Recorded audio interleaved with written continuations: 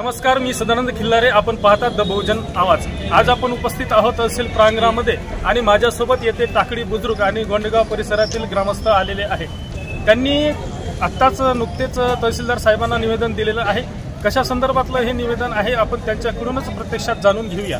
त्यांच्या हातामध्ये निवेदन प्रत्यक्षात दिसत आहे. तर भाऊ, आपलं नाव सांगा. माझं नाव चेतन उमाकांत लोकरे. मी गोंडेगावचा, पण माझी शेती आहे टाकळी शिवारात.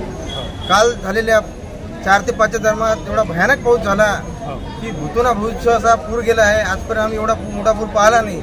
त्यामुळे आमच्या शेताचे 90% 100% काही प्रमाणात नुकसान झाले आहे. काही काही जणांचे 100% नुकसान झाले आहे. ते वावरसुद्धा काम पडणार नाही असे नुकसान झाले आहे. त्या नुकसानासंदर्भात आम्ही माननीय तहसीलदार साहेब यांना निवेदन देण्यासाठी आलो होतो व आमची एक मागणी आहे की आमचे तात्काळ पंचनामे करून आमच्या शेतीचे नुकसान भरपाई देण्याची, त्यासाठी 100% नुकसान भरपाई द्यावं यासाठी आम्ही माननीय तहसीलदार साहेब यांना आज निवेदन दिलं.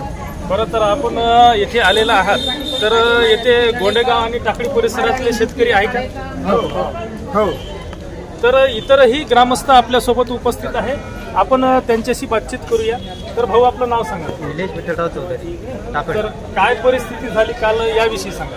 सर, काल 4 ते 5 दरम्यान आमच्या इथं एवढा सदस्य पाऊस झाला.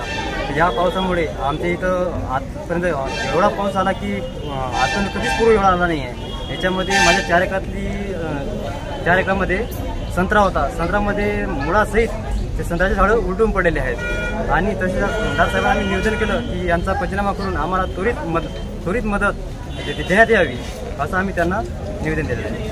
निश्चितच. तर हे टाकळी आणि गोंडेगाव परिसरातील सर्व ग्रामस्थ आहे, शेतकरी आहे आणि यांनी नुकतेच तहसीलदार साहेबांना निवेदन दिलेलं आहे आणि त्वरित घटनास्थळी येऊन पंचनामा करावा आणि या शेतकऱ्यांना पूर्णतः मदत करावी अशी त्यामध्ये विनंती केलेली आहे. सदानंद खिल्लारे, द बहुजन आवाज, दारवा.